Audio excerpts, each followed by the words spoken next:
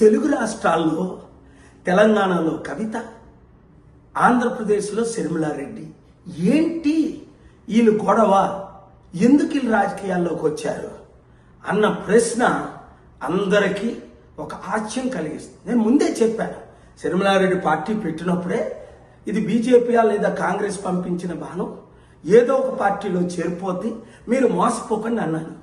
లక్షల మంది మోసపోయారు, వందల వేల మంది కోట్ల రూపాయలు ఖర్చు పెట్టారు, ఇప్పుడు రోడ్ల మీద తిరుగుతున్నారు. అందులో ఒక 40 మంది నన్ను కలిశారు. అన్న పదవి ఇవ్వలేదని, రావలసిన ఆస్తి లక్షల కోట్లు తనకు పంచలేదని, తల్లి ద్వారా చర్చలు జరిపినా వినలేదని శర్మిలారెడ్డి గురించి మనకు తెలుసు.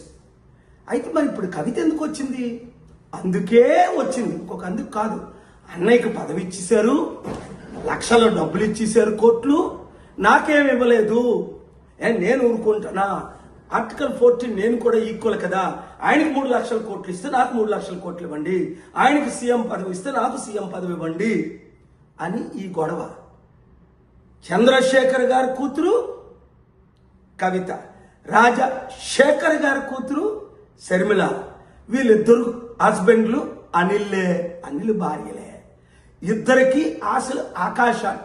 ఈ కుటుంబ కుల పార్టీలు మనకు అవసరమా? ఇంకా మోసపోవడం అవసరమా? మనం బీసీలు 60% ఉన్నాం, ఒక్కరైనా ముఖ్యమంత్రి అయ్యారా? బడుగు బలహీన వర్గాలు ఎంతమంది ఉన్నాం, 90%, ఒక్కరైనా ముఖ్యమంత్రి అయ్యారా?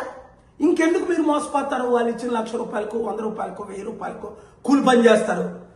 ప్రజాశాంతి పార్టీ ప్రజల పార్టీ, అప్పులు తీర్చే పార్టీ, అభివృద్ధి చేసే పార్టీ, నిరుద్యోగులకు ఉద్యోగాలు ఇచ్చే పార్టీ. 12 లక్షల కోట్లు ఆంధ్రప్రదేశ్లో, 10 లక్షల కోట్లు తెలంగాణలో అప్పులు తీర్చాలంటే నేను వెళ్ళే మార్గంలో మీరు వెళ్ళండి. 2 రాష్ట్రాలు బాగుపడతాయి, దేశం బాగుపడుతుంది, దేశం ద్వారా ప్రపంచం బాగు.